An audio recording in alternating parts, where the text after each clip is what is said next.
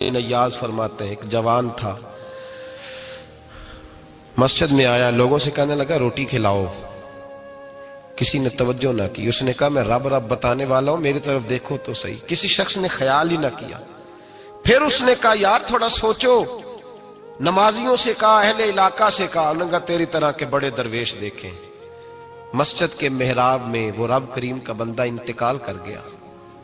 جب فوت ہو گیا نا، لوگوں کا مزاج ہے، بیمار کو دوائی نہیں دیتے، جنازے پہ وقت پہ پہنچ جاتے ہیں۔ جب کوئی گر رہا ہوتا ہے تو سہارا کوئی نہیں دیتا، جب کوئی گر جاتا ہے، ٹانگ ٹوٹ جاتی ہے تو تیمارداری کو زمانہ پہنچ جاتا ہے۔ اور بزرگ، وہ نوجوان اللہ کا نیک بندہ مسجد کے محراب میں فوت ہو گیا۔ حضرت فضیل ابن عیاض کہتے ہیں امام صاحب نے اعلان کیا چندہ دو، کوئی لاوارث فوت ہو گیا، کفن دینا۔ چندہ اکٹھا ہوا، کفن خریدا، جنازہ پڑا، عشاء کے بعد دفن کر کے آئے۔ فجر کی نماز کے لیے جب امام اور مؤذن مسجد میں آئے تو چیخے مارنے لگے، تڑپنے لگے، دور دور تک آوازیں پھیل گئی، دنیا دوڑی آئی۔ کیا ہوا؟ کہنے لگے وہ جو تم نے کفن پہنایا تھا وہ یہاں پڑا ہوا ہے، اور دیکھو کفن پہ تحریر لکھی ہے۔ تحریر کیا ہے؟ عرش کے مالک نے فرمایا میرے دوست نے روٹی مانگی، تم نے دی نہیں، اس نے تمہیں میرے قریب کرنے کے لیے اپنی طرف توجہ کرائی، تم نے کی نہیں، اور میرا یار تمہارے کفن کا محتاج تھا، سنبھال کے رکھو اپنا کفن، میں نے اسے جنت کا لباس عطا فرما دیا، سنبھال کے رکھو۔ یہ کوئی لاوارثوں کا ٹولہ ہے؟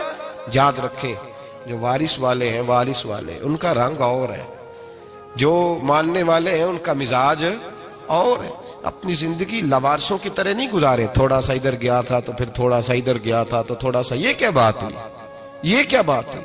اپنے آپ کو، اپنی نسبت کو، اپنے عقیدے کو مضبوط رکھیں۔ ایک انچ کے لیے اعلیٰ حضرت فاضل بریلوی رحمت اللہ علیہ کے مکان کی دیوار گر گئی، ایک کونا مکان کا، آپ جانتے ہیں پرانی دیواریں چھوٹی ہوتی تھی اور بارشوں میں اکثر گھروں کی دیواریں گری ہوئی ہوتی تھی۔ ایک سائیڈ کی دیوار گر گئی تو اس کونے میں ہندوؤں کا گھر تھا۔ اب مستری صاحب رات کو آئے، ان سے بات ہوئی تو کہنے لگے سویرے کام شروع کروں گا۔ کہا ایک دو صاحب نے کہ ہندوؤں کا گھر ساتھ ہے اور وہ دشمن بھی بڑے زیادہ ہیں، تو رات کو ہی ہو جائے۔ کہنے لگا جی نہیں میری مجبوری ہے، مزدور کہاں سے لاؤں گا، بڑے معاملات ہیں، سویرے شروع ہوگی۔ اب رات کو مولانا ظفر الدین بہاری علیہ رحمہ کہتے ہیں بچے مدرسے کے، باقی سارے لوگ، سب کو جمع کیا گیا، چونکہ اس طرف سے تھوڑا خطرہ تھا ہندوؤں کی جانب سے۔ کہا جناب یہ بڑے دشمن ہیں اسلام کے، تو اس طرح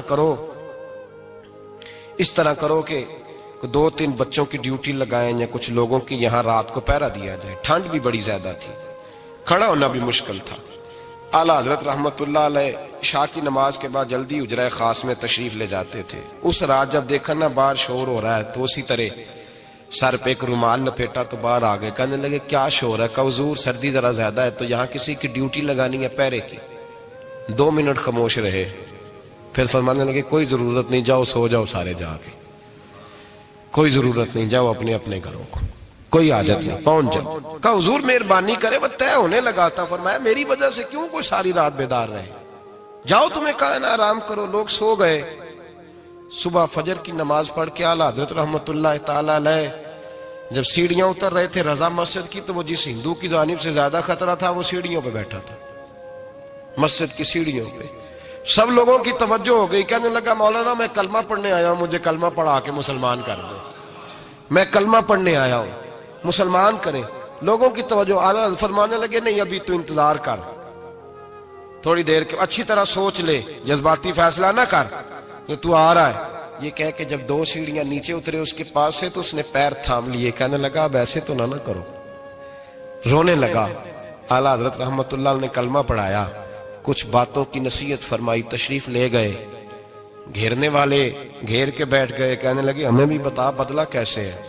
کہنے لگا دیوار گر گئی، آدھی رات کے وقت، آدھی رات تک انتظار کرتا رہا، پہرے دار کوئی نہیں، تو 2 تلواریں لے کر جب میں ان کے مکان کی جانب بڑھا، میں نے کہا آج گردن کاٹوں گا اور کاٹ کر کے نکلوں گا۔ کہتا ہے جب میں قریب آیا تو 2 شیر کھڑے تھے، اوپر سے پلٹ کے آیا تو پھر کھڑے تھے، ادھر سے پلٹ کے آیا تو پھر کھڑے تھے۔ فرماتے ہیں میں 2 گھنٹے کے بعد آیا تو پھر پلٹ کے کھڑے تھے۔ میں پھر 1 گھنٹے کے بعد آیا, سحری کا وقت ہو گیا, تو پھر پلٹ کے کھڑے تھے. اب میں ڈر کے بھاگا. کہتے ہیں فاضل بریلوی نے اپنی کھڑکی سے منہ باہر نکالا, کہنے لگے اور کتنا تجربہ کرے گا, مجھے تو لاوارث سمجھتا ہے؟ لاوارث ہوں میں, اور کتنا تجربہ کرے گا, بس کر مان جا. میں نے کہا حضور یہ کون ہے, مجھے بتائیے تو صحیح یہ کون ہے. تو کہنے لگے میں نے ساری زندگی رسول اللہ کی عظمت کا دفاع کیا ہے, ساری زندگی غوث اعظم کے نعرے لگائے ہیں. ابھی تو یہ مدد صرف غوث پاک جیلانی کی بھیجی ہوئی ہے, ابھی تو غوث اعظم کی بھیجی ہوئی مدد ہے. مولا علی ابھی پیچھے ہیں, 2 جہاں کے محبوب ابھی اس سے پیچھے ہیں, وہ تو ابھی پیچھے ہیں, پیچھے کھڑے ہیں کہ ضرورت پڑی تو ہم بھی تیار بیٹھے ہیں. او بھائی آج رواج ہو گیا, رواج. میں نے 2-4 دن پہلے بھی کہا تھا, لوگ کہتے ہیں نہیں کوئی نہیں ضرورت, سامنے سارا کچھ نظر آ رہا ہے. او خدا کے بندو یاد رکھو, نسبت ہے بڑی چیز. جانے تگو دو میں اگر کسی کو نسبت میسر آ گئی نا, نسبت, خالی دامن ہی مل گیا, تیرے ہاتھ میں کچھ ہے تو ہونی چاہیے نا. خالی دامن ہی تجھے کسی کا میسر آ گیا تو بچ گیا. اپنی نسبتوں کی حفاظت کریں, ان کو مضبوط کریں, ان پر محنت کریں, ان پر توجہ رکھیں. یہ نسبت جو ہوتی ہے نا, نسبت, یہ دیکھیں نا ایک گتا ہے, عام کتاب کو لگا ہوا ہے تو جہاں مرضی رکھ دو, اس کی کوئی قدر نہیں. لیکن جو گتا قرآن مجید کو لگ گیا ہے اس کو بغیر وضو چھونا جائز ہے. ایک پٹھے پہ اینٹ بنی ہے, جو باتھ روم میں لگ گئی وہاں بغیر جوتے کے جایا نہیں جا سکتا, اور جو مسجد میں لگ گئی وہاں جوتے پہن کے جایا نہیں جا سکتا. یہ نسبت ہے بڑی چیز. اگر میسر آئے, نصیب ہو, اپنی نسبت کو مضبوط کر کے رکھا کریں, اس کی جولانی کا مظاہرہ کیا کریں. اس نسبت میں روز توانائی آنی چاہیے. میں آپ کو بڑی ذمہ داری کے ساتھ ایک بات بتاتا ہوں تجربے کی. ہمیں جتنا کسی نے آ کے کہا ہے نا نسبت کے خلاف ہماری نسبت, اس نے نسبت کے خلاف ہماری نسبت اس سے زیادہ مضبوط ہوئی. ہمیں جتنا کسی نے آ کے کہا ہے نا جی آپ کو کیا ملا, آپ کو کیا ملا, تو ہم نے اتنا کہا یار جیسے جیسے تو کہتا جاتا ہے ہماری تو نسبت میں اضافہ ہوتا جاتا ہے, ہمارا تو مزاج بدلتا جاتا ہے, روز ایک نیا پردہ کھلتا ہے, روز ایک نیا رنگ واضح ہوتا ہے, روز ایک نئی توانائی. ابھی تھوڑے دن کی بات ہے, ایک مولانا شرف الدین صاحب ہے, مفتی صاحب, میرے حضرت صاحب کے مرید ہوئے, مفتی تھے, عالم آدمی تھے, سرکار تاج الشریعہ, ہمارے شیخ سے بیعت کی. اب ہمارے حضرت صاحب کا اس وقت حال وہی ہے, وَرَأَيْتَ النَّاسَ يَدْخُلُونَ فِي دِينِ اللَّهِ أَفْوَاجًا. اب فوجوں کی فوجیں لوگ آتے ہیں. ہم نے دیکھا ہے صرف خالی مرید ہونے والے بار سینکڑوں کی تعداد میں ہزاروں لوگ بیٹھے ہیں کہ صرف بیعت اتنا کہہ دیں ہم نے قبول کیا. اس عالم میں, اور جہاں حضرت صاحب کا اعلان ہو جائے کہ تشریف لا رہے ہیں, وہاں لاکھوں کا مجمع جمع ہو جاتا ہے, اور ایک جھلک دیکھنے کو لوگ ترستے رہتے ہیں. یہ کیفیت ہم نے دیکھی. وہ دور گزر گیا, کبھی ایسا بھی ہوتا تھا ایک میں ہوتا تھا, ایک تو ہوتا تھا, اور تیسری تنہائی ہوتی تھی. وہ دور بیت جاتا ہے, وہ لمحے کسی کسی کو نصیب آتے ہیں. حضرت کا وہ مولانا شرف الدین صاحب کہتے ہیں مرید ہوا, تو مرید ہوا مجمع میں, رسی حضرت پھینکتے ہیں یا چادر پھینکتے ہیں تو پکڑ کے مرید ہوا, تو ساتھ ساتھ اور چادریں باندھی تھی, لوگوں نے پکڑی ہوئی تھی. ایک مولانا, میں جب بیعت ہو کے آیا ان کو بتایا تو مجھے کہنے لگے یار تو ایسی جگہ مرید ہو گیا جو تیری بات بھی نہ سن سکیں, جن کو تو دکھڑا بھی نہ سنا سکے, جو مصروف ہی بڑے رہتے ہیں, کہاں مرید ہو گیا تو. ایسے پیر کا بیعت ہوتا جہاں تو جاتا وہ تیرے پاس آتے, گفتگو ہوتی, بات چیت ہوتی. کہتے جب انہوں نے مجھے بہت زیادہ قائل کیا نا, بہت زیادہ, تو میں نے ارادہ کر لیا, میں نے کہا بات ٹھیک ہے, بیعت کہیں اور ہونا چاہیے تھا. کہتے میں عشاء کے بعد سویا تو حضرت صاحب مجھے خواب میں ملے, خواب میں, اور فرمانے لگے مولانا جب آپ مرید ہوئے تھے تو آپ اس جانب بیٹھے تھے, اس کونے میں آپ تھے, اتنے لوگ آپ سے پہلے تھے, اس حال میں آپ مرید ہوئے تھے, اور جہاں تک بات چیت کرنے کی بات ہے تو آپ نے جو دل میں سوچا تھا وہ میں نے آ کے آپ کو بتا دیا ہے. پھر بھی بڑی ضرورت ہو تو میرے صاحبزادے کا نمبر لے لیں اور فون کر لیا کریں, بات ہو جایا کرے گی. کہتے ہیں یہ ابھی بات ہو ہی رہی تھی کہ میرے دروازے پہ دستک ہوئی تو میری آنکھ کھل گئی, میری آنکھ کھلی تو میں پریشان ہوں کہ نمبر تو ملا نہیں.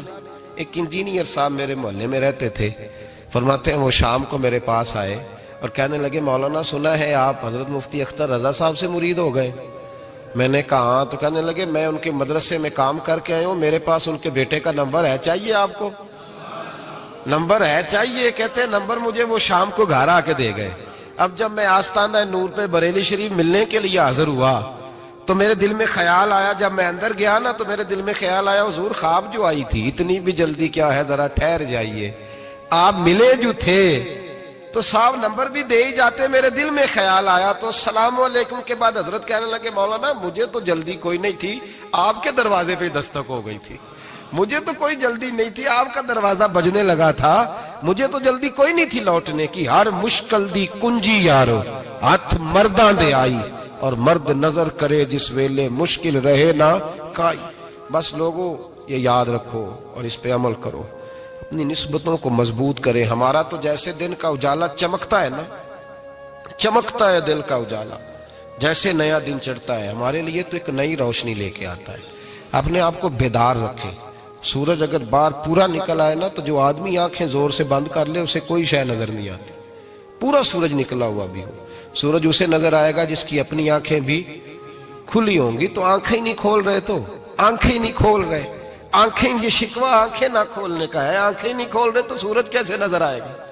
بات ذرا سخت ہے پر چلو آپ میرے عزیز ہیں کر جاتا ہوں۔ ملا رومی رحمت اللہ تعالی علیہ فرماتے مجھ سے ایک شخص نے کہا کہ نبی پاک صلی اللہ تعالی علیہ وسلم اگر سراجم منیرہ ہے تو نظر کیوں نہیں آتے؟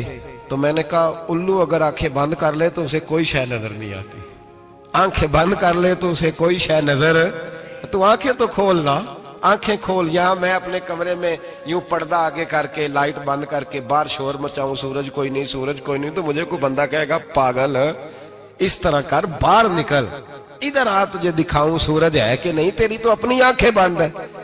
اقبال کہتے ہیں دل بینا بھی کر خدا سے طلب، آنکھ کا نور دل کا نور نہیں، اندر کی آنکھیں کھول، اندر اتنا اندھیرا ہے تو باہر کیسے نظر آئے گا؟ تو لوگ آنکھ ہی نہیں کھولتے، دائیں بائیں دیکھتے رہتے ہیں۔ نسبت کو مضبوط کریں۔ رب تو فرماتا ہے حبیب تو موجود ہے تو میں کافر کو بھی عذاب نہیں دیتا۔ اب یہاں خالص نسبت کا بیان ہے، خالص، یہ نہیں فرمایا کہ حبیب ان کے عمل اچھے ہیں تو میں عذاب نہیں دیتا، یہ نہیں فرمایا کہ حبیب یہاں خانہ کعبہ ہے تو میں عذاب نہیں دیتا، نسبت کی بات فرمائی، نسبت کی۔ یہ نہیں فرمایا کہ حبیب یہاں روز طواف ہوتا ہے تو عذاب نہیں دیتا، یہاں تلاوت ہوتی ہے تو فرمایا حبیب تو ہے اس لیے میں انہیں عذاب۔ مدینے میں کبھی زلزلہ نہیں آیا، پتہ ہے آپ کو؟ اس لیے نہیں آیا کہ وہاں میرے مصطفیٰ کا گنبد خضرا ہے۔ کوئی فصل وہ بیجتے نہیں، کوئی فصل بوتے نہیں، وہ کوئی فصل بھی، لیکن دنیا کی ہر شے آپ کو مدینے میں ملتی ہے۔ جو سب سے اچھا پھل کھانا چاہے اسے مدینے میں جا کے ملتا ہے، اس لیے کہ وہاں گنبد خضرا کی ہریالی موجود ہے۔ دنیا کی ہر نعمت ملتی ہے اس لیے کہ گنبد خضرا جو موجود ہے۔ تو بھائی یہ نسبتوں کی بار ہے، نسبتوں کی۔ پرانی امتوں میں جب کوئی گناہ کرتا تھا تو دروازے پہ لکھا ہوتا تھا سویرے، میرے حبیب نے دعا فرمائی مولا یہ میرے ہیں انہیں رسوا نہ کرنا، اے اللہ میرے ہیں انہیں رسوا نہ کرنا۔ تو میرے بھائی سن لو اور یاد رکھ لو، لاکھوں پاپ بھی لوگ کر کے آئیں سویرے منہ دھو کے نکل آئیں تو عرش کا مالک رسوا نہیں کرتا، بلکہ کہتا ہے تو میرے دامن میں چھپ جا، اندر جا کے جہاں گناہ کیا ہے وہاں جا کے دل سے سچی توبہ کر لے، میں قیامت میں بھی کسی کو نہیں بتاؤں گا کہ تو نے گناہ کیا ہے۔ تو برکت کس کی ہے؟ رسول پاک کی۔ یہ برکت کس کی ہے؟ حبیب دو عالم کی صلی اللہ۔ غلامی کا رشتہ مضبوط کریں، غلامی کا وارث والے بنے، لوارث نہ بنے، لوارثوں جیسی زندگی نہ گزارے، جہاں مرضی چلے گئے، جہاں مرضی چھٹیاں کار ہے، جتنے مرضی ٹائم بتا ہے، جو مرضی طبیعت میں آیا کرتے پھرے، پتہ ہی کوئی نہیں، حال ہی کوئی نہیں، یہ کوئی کیفیت نہیں ہے کوئی بھی۔ مجھے ایک صاحب کہنے لگے کہ ایک پیر بھائی پوچھ رہا تھا حضرت صاحب کا حال کیا ہے، میں نے آج کے بعد اس نے تجھ سے پوچھا تو بالکل نہ بتانا۔ وہ کیسا بیٹا ہے، وہ کیسا بیٹا ہے جو پڑوسیوں سے دائیں بائیں لوگوں سے حال پوچھتا ہے، اسے پتہ ہی نہیں، اسے خبر ہی نہیں، اسے تو لمحے لمحے کی خبر ہونی چاہیے، اسے تو منٹ منٹ کا پتہ ہونا چاہیے تھا۔ وہ اس نے کس طرح کی نسبت رکھی ہوئی ہے جس کو ہم سایوں سے پوچھنے پڑتا ہے ذرا پتہ کر کے بتانا حال کیا ہے۔ تو کدھر تھا بھائی، اتنی دیر ہو گئی، تو نے حال بھی کسی اور سے پتہ کرانا ہے؟ میں نے کہا اس کو کہنا آج کے بعد حال پوچھنا ہوا تو خط لکھے، میں بھی جواب لکھ دوں گا، بات ختم ہو گئی۔ جب دور دور جو رہنا ہے تو ٹھیک ہے، پھر اس طرح نہ تو خدا ہے نہ میرا عشق فرشتوں جیسا، دونوں انسان ہیں تو پھر کیوں اتنے حجابوں میں ملے؟ اور اس نے کہا تھا اب کہ ہم بچھڑے تو شاید کبھی خوابوں میں ملے، جیسے سوکھے ہوئے پھول کتابوں میں ملے۔ ایسا کام نہ کریں کہ وہ انداز ہی بدل جائے، اپنے آپ کو، اپنی نسبتوں کو مضبوط کریں۔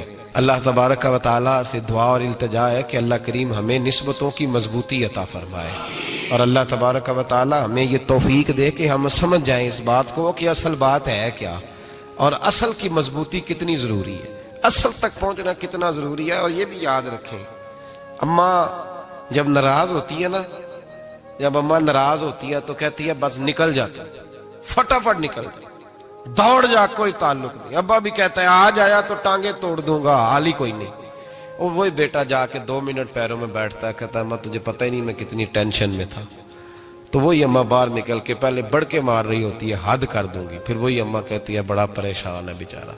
یہ کیفیت ہے، اپنے آپ کو صحیح کریں، اپنی نسبتوں کو مضبوط کریں، احکامات پہ عمل کریں، محبوب کی غلامی تگڑی کریں۔ یہ جو سستیاں ہیں، کوتاہیاں، ان کو دور کریں۔